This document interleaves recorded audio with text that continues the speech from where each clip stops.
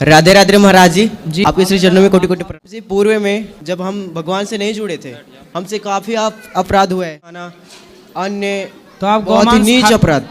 तो गौमांस खाते थे? बचपन में हम नहीं खाना चाहते, हमें बचपन में खिला दिया जाता है। आचरण में पारिवारिक ऐसा। तो आपके परिवार के लोग गौमांस खाते थे, अभी बंद कर दिया खाना। आपके परिवार में गौ मतलब रहती है तो मार के खा जाते? पहले ना एक समय ऐसा आया था, घर पे सब कुछ अनिष्ट होना लगा था। तो अब गौमांस खाएंगे तो अनिष्ट तो होगा। जी जी बिल्कुल बिल्कुल महाराज जी।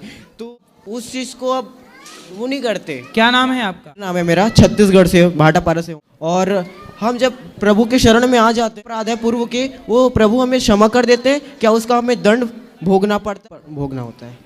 नहीं, ये बताओ कि बाकी लोग तो मुर्गा खाते हैं, बकरा खाते हैं, गाय का मांस क्यों खाते थे?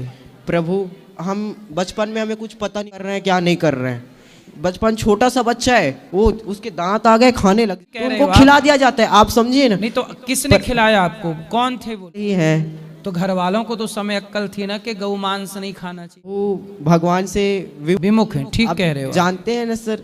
कोई बात नहीं, जो विमुख होते हैं। आपने कुछ भी जब आपको ज्ञान नहीं था, पर जब आपको ज्ञान हुआ तो आपने अपने पाप को स्वीकार की ओर है। जी महाराज जी। भगवान कहते हैं कि कोटि विप्र बध लागे जाऊ, आए शरण तजिए नहीं ता। भगवान कहते हैं कि कितना भी बड़ा पापी हो, मुख हो ही जीव मोहि जबहि, जन्म कोटि यघ ना सही तब। भगवान मेरा हो जाता है, वो कितना भी बड़ा पापी हो, मैं उसे क्षमा कर देता है कि दोबारा वो पाप ना हो।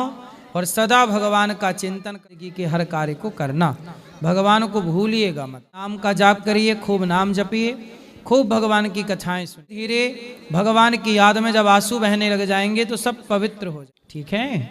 आपसे एक प्रार्थना है, जो टीवी में देखते हैं आपको, पर वो आचरण करते हैं, मस्ती करते हैं उसमें, वो सुख समझते हैं उसको। तो आप एक बार प्रार्थना है उनसे, आप माइक में कहिए कि वो लोग ऐसा छोटे छोटे जीव हैं। हाँ, ये अपराध तो जीव हत्या महाअपराध है, पाप है, नहीं करनी चाहिए। जैसे इन्होंने छोड़, भी सब छोड़ दीजिए मांसाहार और एक अच्छा जीवन जी। हत्या क्यों? महाराज जी, जब से प्रभु से जुड़ा है, ये सब तो मैं बात भी नहीं करना चाहता इस विषय में हूँ। तो प्रभु इच्छा। खुश रहिए, भगवान रखें, सदा स्वस्थ रखें। बोलो बोलो। राधा राधे। गुरु जी के चरणों में बारंबार प्रणाम। आपका कथा हमारी पत्नी जो है लगभग 3 साल से सुन की प्रेरणा से मैं बहुत भाव विभोर होकर के कई बार उन्होंने कहा कि महाराज जी से हमको दर्शन करना है बना, लेकिन हमारे साढ़ू जी पीछे में बैठे हुए हैं के कारण से कुछ कारण से टिकट कैंसिल भी करानी। लेकिन इस बार सोच करके आए हैं कि महाराज जी से दर्शन करना, हमारे सारे फैमिली यहाँ पे हैं। से एक सवाल है कि ऐसा हमने सुना कि मनुष्य का कर्म फल के अनुसार से उसका प्राण वायु किसी दूसरे प्राणी में परिणत हो जाता। मनुष्य अगर अच्छा कार्य करता है तो उसको फिर मनुष्य ही जोनी में जन्म होता। आप कृपया कर बताएं कि ये बात अच्छा कर्म करेगा जी, भगवान की शरणागति करे पालेगा जी। बुरे कर्म करेगा तो 84 लाख योनियों में चला जाए। सामान्य कर्म कर लेगा, ना बहुत अच्छा ना बहुत बुरा, तो भगवान मनुष्य का जन्म दे देंगे उसे कि भाई अब ठीक कर लो। सप्लीमेंट्री आ जाए बच्चे की तो उसे एक अवसर और दिया जाता। प्राण क्या है? प्राण ही परमात्मा ईश्वर है।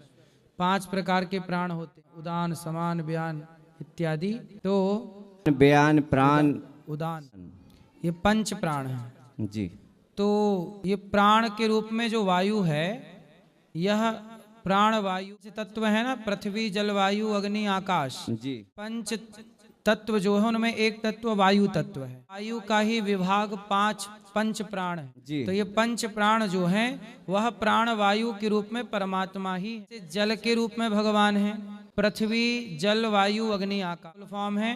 भा मतलब भूमि, गा मतलब गगन, वा मतलब वायु, आ मतलब अग्नि, ना मतलब अग्नि, पान मतलब प्रकृति। 5 तत्व को भगवान कहते हैं। पान का ही एक स्वरूप है प्राण वायु जी। ठीक है, इसी प्राण वायु को ही सूक्ष्म दृष्टि से आत्म तत्व आत्मा कहते हैं जी।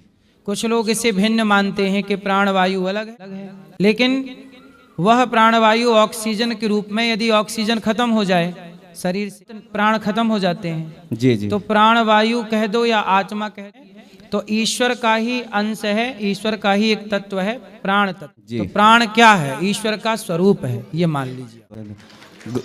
आचार्य जी, आपका यह सेवा देख करके मुझे बहुत ही अच्छा लगा। चूँकि इतनी बड़ी संस्था बहुत ही कम समय में आपने जो सेवा दे, मैं चाहूँगा आपके जैसे सेवा कार्य में जुड़े आचार्य एक नहीं 1 करोड़ पैदा हो, जितनी भी दुखी यहाँ पे आए उनका सेवा हो। बहुत बहुत धन्यवाद गुरुजी। खुश रहिए।